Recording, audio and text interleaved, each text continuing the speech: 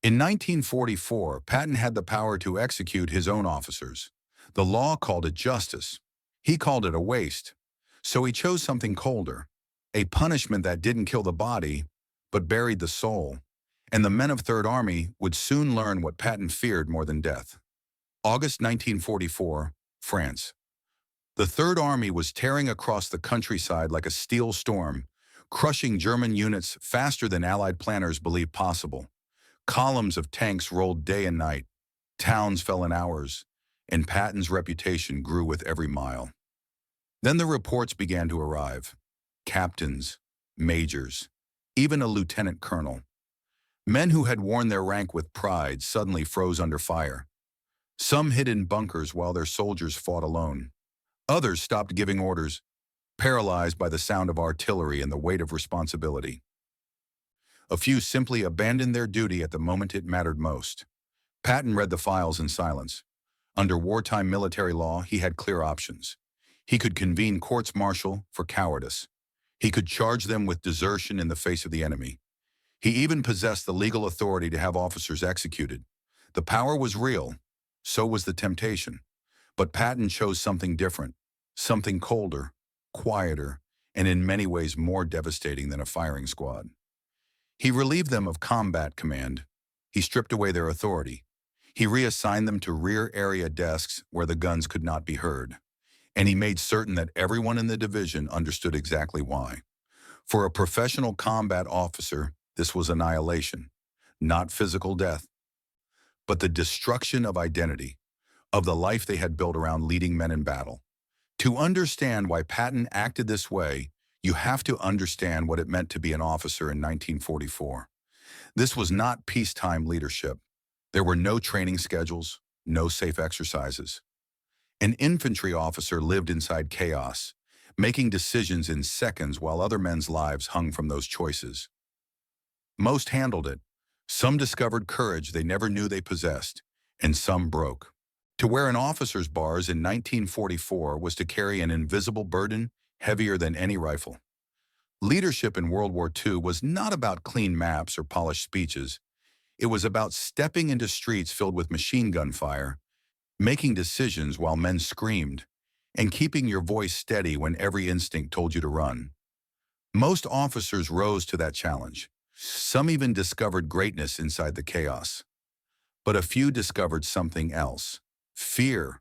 Not the ordinary fear every soldier felt, but the kind that shut down thought itself. The kind that turned trained leaders into silent passengers while their platoons bled around them. For Patton, a broken officer was worse than no officer at all.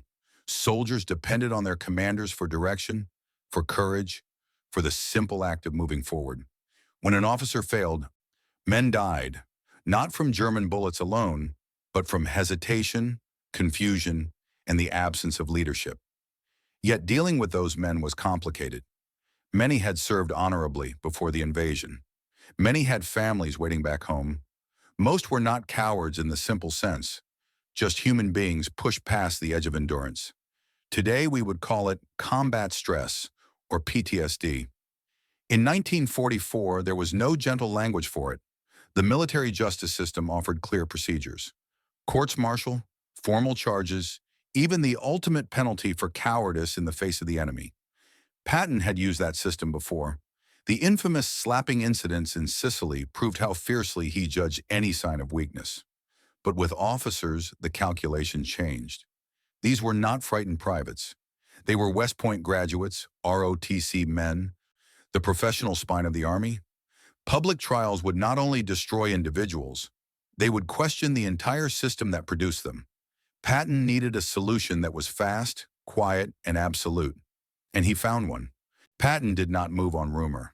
For all his reputation as a man of fire and impulse, he was methodical when it came to judging officers. When a report reached headquarters that a commander had frozen under fire, Patton ordered verification first. His staff interviewed other officers in the unit. Senior NCOs were questioned in private. The tactical situation was reconstructed minute by minute. He wanted facts, not excuses, not gossip, not convenient scapegoats. Only when the picture was clear did Patton act. And when he acted, it was immediate. There were no formal charges, No courtroom, no public spectacle. The officer would be summoned to headquarters and led into a small room where Patton waited alone. The conversation was brief. "You are relieved of combat, command, effective now." The officer would try to speak, to explain the confusion, the fear, the artillery, the moment that had broken him. Patton rarely allowed more than a sentence. "The decision is final." Then came the order that ended careers. Reassignment to the rear. Supply depots, logistics offices, administrative desks far from the sound of guns. But the true punishment was not the new job. It was what followed. Patton never announced these decisions officially. He was too clever for that. Yet somehow, within hours, every mess hall and motor pool in the division knew. "Did you hear about Major X?" Patton pulled him, froze during the attack. The word spread faster than any bulletin. By nightfall, the officer was no longer a commander. He was a cautionary tale walking the corridors in borrowed time. For a professional soldier, this was devastation beyond any court-martial. Trials at least offered procedure, defense, the thin dignity of formal justice. Patton offered none of that. He offered exile. To understand the cruelty of Patton's method, you must understand what a command meant to a career officer. Rank was not simply a title, a company, a battalion, a regiment. These were identities carved into a man's soul. Officers measured their worth not by medals but by the trust of the soldiers who followed them into fire. When Patton removed an officer from combat, he did not just change a job description, he erased a life. Execution ended everything in a single moment. Reassignment forced a man to keep breathing inside his own failure. The relieved officer remained in uniform, watching others continue the fight. He sat behind a desk while former peers earned decorations and wrote history. In mess halls, he felt the silence thicken when he approached. Everyone knew. You were the one who froze, the one Patton decided was unfit. One officer, relieved during the France campaign, later wrote words that still echo. "I would have preferred a court-martial. At least there I could have defended myself. Instead, I was simply removed from the combat roster. No explanation, no appeal, no chance to prove I could do better. It destroyed my career and my sense of self." That was Patton's intention. He understood military culture with brutal clarity. Fear of death could be endured. Fear of dishonor could not. By making failure visible without ceremony, he created a deterrent stronger than any legal punishment.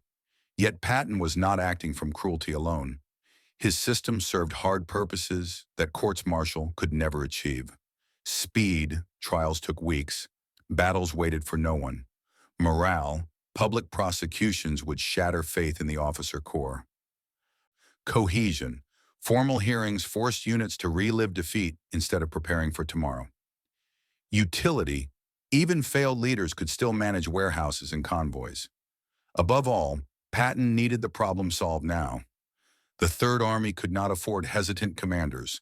The exact number of officers Patton quietly removed during the French campaign was never written in official ledgers. That was the point. No paperwork, no scandal, only results. Yet stories survived. A company commander who froze during an assault on a fortified town. His platoon leaders fought the battle while he hid in a cellar listening to the walls shake. Within 24 hours, he was running inventory at a supply depot 200 miles from the front. A battalion executive officer who insisted he needed to coordinate from the rear while his men advanced without direction. His commander reported him. Patton reassigned him to division headquarters to shuffle forms he would never sign again. A regimental staff officer who panicked during an artillery barrage so badly, a sergeant had to physically restrain him from running. Patton sent him to Corps headquarters where the loudest sound was a typewriter. Each case followed the same pattern. Confirmed failure, immediate removal, silent exile. Some tried to salvage what remained. They requested transfers to other armies, hoping for a clean slate where their past was unknown. Patton usually denied them. "You don't get a second first impression in combat," he said. A few were eventually allowed back near the front late in the war, when the demand for officers became desperate. But the mark never faded. They returned as shadows of the men they had been. One of them later confessed, "I understood why he did it. My men deserved better than what I gave them. But living with that knowledge while others fought was harder than any shelling I ever faced." Patton's method forced a terrible question. Was this justice or necessity? Patton could have chosen the legal path. Under the Articles of War, cowardice in the face of the enemy was punishable by death. The authority existed. Other armies had used it. British firing squads had ended careers and lives for less. On paper, the solution was simple. In reality, it was a disaster waiting to happen. Legal complexity proving cowardice was never clean. Defense officers would argue combat stress, confused orders, impossible conditions. Trials would drag on while divisions waited for leadership that never arrived. Public scandal. Imagine American newspapers printing headlines about U.S. officers executed by their own army. Families would write to congressmen. Politicians would demand inquiries. The enemy would feast on the propaganda. Morale damage. Enlisted men would wonder who had chosen such officers in the first place. Confidence in the entire leadership system could crack at the worst possible moment. Time lost. Every hour spent in courtrooms was an hour not spent planning attacks. Patton was fighting a war measured in minutes, not legal briefs. Most important of all, execution did not serve his goal. He did not want revenge. He wanted effective command. Killing a failed officer removed a problem, but did not create a solution. Reassignment allowed the Army to keep useful administrators while clearing the front for men who could lead. As Patton told his staff, "Courts-martial are for criminals. I'm dealing with unsuitable personnel. Cold, practical, relentless." Patton's system worked. The Third Army kept moving. Morale stayed high. Failed leaders disappeared before they could cost more lives. But effectiveness does not erase doubt. On one side stood the officers who were removed. Men denied the basic rights their own army promised. No formal charges, no defense, no appeal. Just Patton's judgment and a one-way ticket to the rear. From their view, it was profoundly unfair. A single terrible hour defined an entire life. On the other side stood the soldiers who followed them into battle. Those men did not need legal philosophy. They needed leaders who would stand when bullets came. Patton believed the balance was clear. The right of a private to competent leadership outweighed the right of an officer to procedural comfort. A platoon deserved courage more than a captain deserved paperwork. And yet the question refuses to die. Is efficiency enough to justify injustice? The officers kept their pay, their uniforms, even their lives.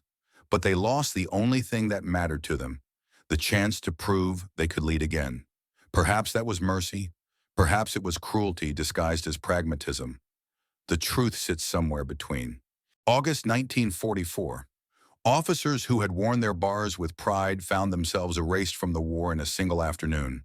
Patton could have signed death warrants. The law allowed it. Instead, he chose a punishment that lasted far longer than any execution. He let them live with their failure. No trial, no appeal, only the quiet sentence of exile. It was brutal. It was arguably unjust, and it was devastatingly effective. The Third Army never slowed. Units kept faith in their commanders because the unfit were removed before hesitation could spread like infection. Patton valued one principle above all others. The soldier's right to survive outweighed the officer's right to defend himself. Whether that was moral depends on how you define morality in war. Courts measure fairness. Battle measures outcomes. Patton lived in the Second World. He understood that in combat, process can be a luxury. Men do not die politely while lawyers argue. Leadership must be decisive even when justice is blurred. So he chose speed over procedure, protection over pity, victory over reputation. The officers he relieved paid a terrible price. They watched history move without them, carrying a shame heavier than any medal. Patton gave them life, just not the life they wanted. And that, to a warrior, was the cruelest mercy of all.